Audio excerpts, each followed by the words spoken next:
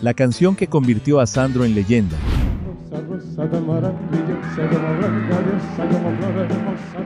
A veces olvidamos que antes de las batas de seda, las rosas y los estadios llenos de mujeres gritando, hubo un joven de barrio que estaba a punto de rendirse. Roberto Sánchez quería ser el Elvis argentino, pero el rock en español no le alcanzaba para comer. Lo que casi nadie sabe es que su leyenda no nació de un plan maestro, sino de un momento de pura desesperación, cuando decidió dejar de lado la guitarra eléctrica para soltar un susurro que iba a cambiar la música latina para siempre. Esta es la historia de cómo un hombre común se prendió fuego a sí mismo para convertirse en el ídolo más grande de América. Esta historia comienza en la Argentina de finales de los años 50, en un barrio de calles de tierra y casas bajas llamado Valentín Alsina. Allí, un joven de mirada penetrante y manos inquietas pasaba sus tardes ayudando a su padre, un humilde repartidor de vino apodado el Turco. Pero mientras cargaba los pesados cajones y recorría las calles empedradas, en su cabeza sonaba otra melodía. Roberto Sánchez no era un chico común, era un soñador que encontraba su refugio en la radio y en las funciones continuadas de cine de los sábados por la tarde, donde descubrió que la vida podía ser mucho más grande que los límites de su barrio.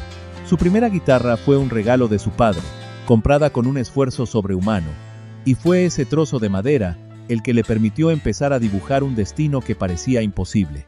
El clima ya se así que la orquesta va a alargar. Imagínalo ahí, con su campera de cuero negra bajo el sol de Lanús, intentando imitar a Elvis Presley frente a un espejo gastado en su habitación. En esa época, el rock and roll era visto como algo extraño, casi peligroso para la moral de la sociedad conservadora. Su madre, doña Nina, escuchaba los radioteatros de la tarde, y Roberto, casi sin darse cuenta, absorbía esa forma de hablar pausada, dramática y casi teatral, que los actores de la época usaban para enamorar a las oyentes.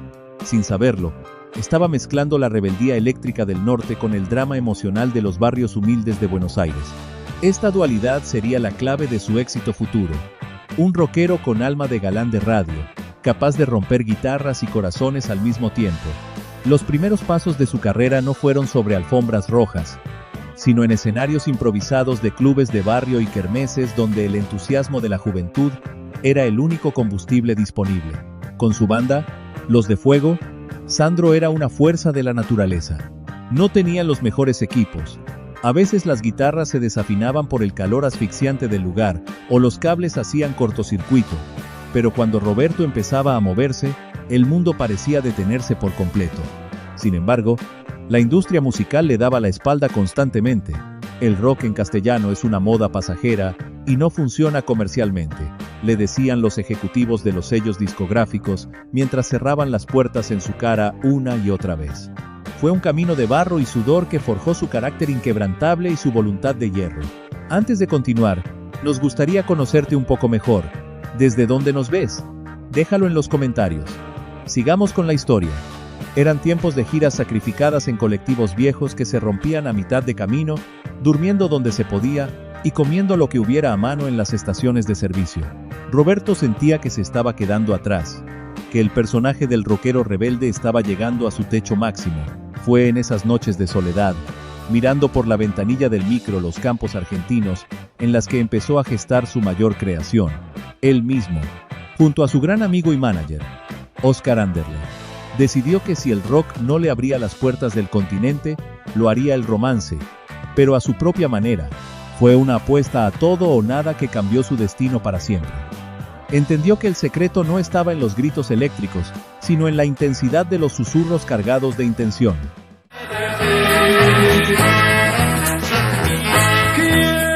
La metamorfosis fue un riesgo absoluto que pocos artistas se atreverían a tomar en el auge de su popularidad juvenil. Dejó de lado el jopo perfecto y el cuero para adoptar el pelo largo, las patillas marcadas y los trajes de seda que brillaban bajo las luces de los estudios. Pero lo más importante fue el cambio profundo en su técnica vocal.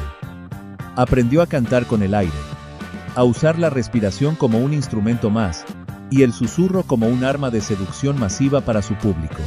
En sus primeras apariciones en el legendario programa Sábados Circulares de Pipo Mancera, el impacto fue algo nunca antes visto en la televisión del Cono Sur. Las cámaras no sabían cómo registrar ese cuerpo que parecía poseído por una electricidad interna, rompiendo todos los esquemas visuales de la época. Los padres de familia llamaban indignados a las estaciones de televisión quejándose de la supuesta indecencia de sus movimientos de pelvis, mientras que las hijas encontraban por primera vez a alguien que les hablaba directamente al corazón, a su piel y a sus deseos más profundos. Sandro no solo cantaba una canción, él la interpretaba como si fuera la escena climática de una película de Hollywood. Fue esa capacidad actoral lo que lo diferenció de cualquier otro cantante de baladas. Era un narrador de historias cortas, un actor de raza, que usaba el micrófono como su único compañero de escena en un teatro de pasiones desatadas. Sé palpitar, que tiene tu mirar. El punto de quiebre definitivo, que lo sacó de su país para conquistar el mundo entero, fue el Festival de Viña del Mar en 1968. Chile fue la primera nación en entender que Sandro no era solo un cantante exitoso, era una experiencia emocional y casi religiosa.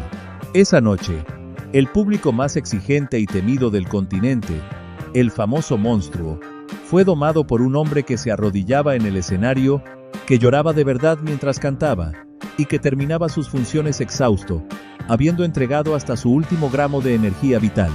Fue allí donde nació oficialmente el nombre de Sandro de América, un título que llevaría con orgullo por todo el mundo, desde las radios de México hasta las pantallas de Nueva York. Deja tu me gusta si te está gustando esta historia. Continuemos. Pero a pesar de todos los éxitos logrados en Chile y Argentina, todavía faltaba la canción que lo volvería eterno en la memoria colectiva de los siglos. Rosa Rosa apareció en 1969 casi como un desafío personal y artístico. Roberto quería un tema que tuviera la fuerza rítmica del rock que tanto amaba, pero con la elegancia y el sentimiento de una balada clásica italiana. Al principio, algunos críticos musicales la trataron como música ligera y sin contenido, pero el pueblo soberano no se equivoca nunca. La canción vendió 2 millones de copias en tiempo récord, rompiendo todos los registros de venta conocidos hasta ese momento en la historia discográfica de Latinoamérica.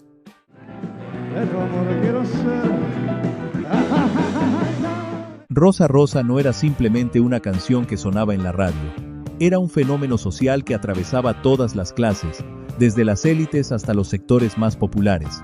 En cada hogar, en cada auto y en cada fiesta sonaba esa melodía pegadiza. Sandro entendió antes que nadie la importancia vital de la imagen y el espectáculo total. Sus presentaciones en televisión eran verdaderos cortometrajes llenos de humo, luces rojas intensas y una orquesta estallando en el estribillo con una fuerza arrolladora que erizaba la piel de cualquiera. Era el triunfo del color, de la pasión y de una nueva forma de entender el espectáculo en español, donde el cantante era también un mago de la puesta en escena. No era solo la melodía. Era el sudor real en su frente, la bata roja de seda abierta mostrando su vulnerabilidad y esa mirada que parecía atravesar el lente de la cámara para decirte que te estaba cantando a vos, solo a vos y a nadie más en el universo. Gracias a este éxito, Sandro se convirtió en el primer artista de habla hispana en llenar el prestigioso Madison Square Garden de Nueva York en 1970. Fue una transmisión histórica vía satélite para todo el continente. Un hito tecnológico que obligó a las familias a reunirse frente al televisor como si estuvieran viendo la llegada del hombre a la luna.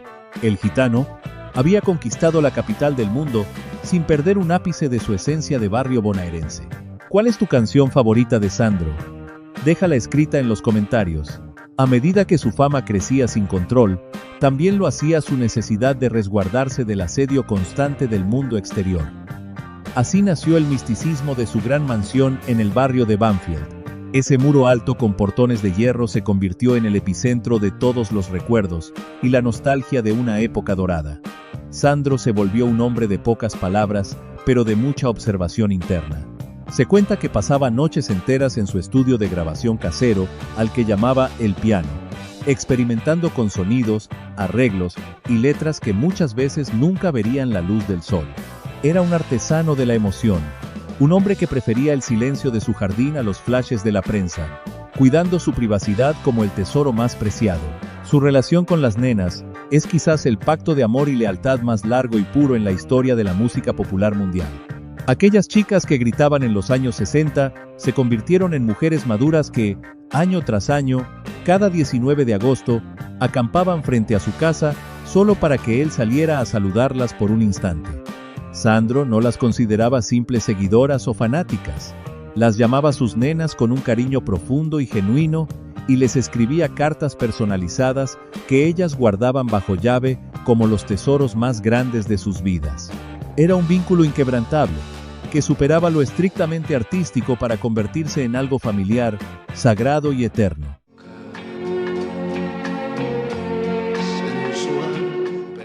Incluso en los momentos de mayor soledad, o cuando su salud empezó a deteriorarse debido a los años de adicción al cigarrillo, Sandro nunca dejó de ser un creador inquieto y apasionado. El hombre que parecía prenderse fuego en el escenario, ahora buscaba la paz en el silencio de su propio hogar, rodeado de sus instrumentos y sus recuerdos. Pero la llama interna seguía intacta, esperando el momento de volver a brillar ante su público fiel. Cada vez que anunciaba un nuevo concierto, las entradas se agotaban en cuestión de minutos, demostrando que su magia no tenía fecha de vencimiento y que su mensaje de amor seguía siendo necesario para el alma del pueblo. La gente no iba solamente a escuchar música de calidad. Iba a reencontrarse con su propia historia personal, con sus primeros amores platónicos y con sus mejores años de juventud. Sandro era el puente hacia un tiempo donde todo parecía más simple, más puro y mucho más apasionado que el presente. Su voz era el refugio contra el paso del tiempo y el olvido, un bálsamo para el corazón de quienes habían crecido junto a él. En sus películas, como Muchacho, Gitano o Subí que te llevo, quedó plasmada para siempre esa imagen de héroe romántico, solitario y noble, que siempre buscaba la redención a través del sentimiento puro. Hoja reseca por el sol. Sus últimos años de carrera fueron una verdadera lección de dignidad, coraje y profesionalismo extremo que conmovió a toda la nación. A pesar de sus graves dificultades físicas para respirar, decidió dar una serie de conciertos finales en el Teatro Gran Rex de Buenos Aires, titulados La Profecía. Verlo cantar con un micrófono modificado especialmente para él, entregando cada onza de energía que le quedaba en el cuerpo con una sonrisa valiente y una voz que aún conservaba su terciopelo, fue un espectáculo que conmovió hasta las lágrimas a todos los presentes. Sandro no se estaba despidiendo de su público. Se estaba asegurando de que el fuego sagrado de su música quedara encendido para siempre en nuestros hogares. Roberto Sánchez nos dejó físicamente en enero de 2010, pero el personaje del gitano es totalmente inmortal y trasciende las barreras del tiempo y las fronteras geográficas del mapa. Su legado no se encuentra solamente en los millones de discos vendidos o en las películas que filmó con tanto éxito comercial en toda América, sino en la memoria colectiva de todo un continente que aprendió a amar, a soñar y a sufrir con sus canciones de fondo en la radio. Su partida provocó un duelo nacional espontáneo que demostró que Sandro ya no era un simple cantante, sino una parte fundamental de la identidad cultural y el corazón de América Latina. Él fue el hombre que se atrevió a soñar con cosas imposibles desde un barrio muy humilde de la provincia, el que convirtió un simple susurro en un grito de libertad para muchos, y el que nos recordó a todos que la pasión es el único motor que realmente vale la pena en este mundo. Hoy, cuando una estación de radio pasa uno de sus grandes temas como Rosa Rosa o Penumbras, el tiempo parece detenerse por completo por unos minutos, las flores vuelven a brotar en nuestra mente y Sandro vuelve a estar ahí presente, con su bata roja, su copa de champán y su mirada intensa, cantándonos suavemente al oído. Te propongo. Su historia nos enseña que el talento, cuando se mezcla con la humildad del barrio y la perseverancia absoluta de quien no tiene nada que perder, no tiene límites ni techos. Roberto Sánchez se fue, pero nos dejó a Sandro como un regalo eterno para combatir la soledad y la tristeza de los días grises. Mientras haya un disco girando en un viejo tocadiscos o un recuerdo vivo en el corazón de una nena, el gitano seguirá bajando por las majestuosas escaleras del escenario, con su mano extendida y su sonrisa cómplice, listo para entregarnos su corazón y su fuego una vez más.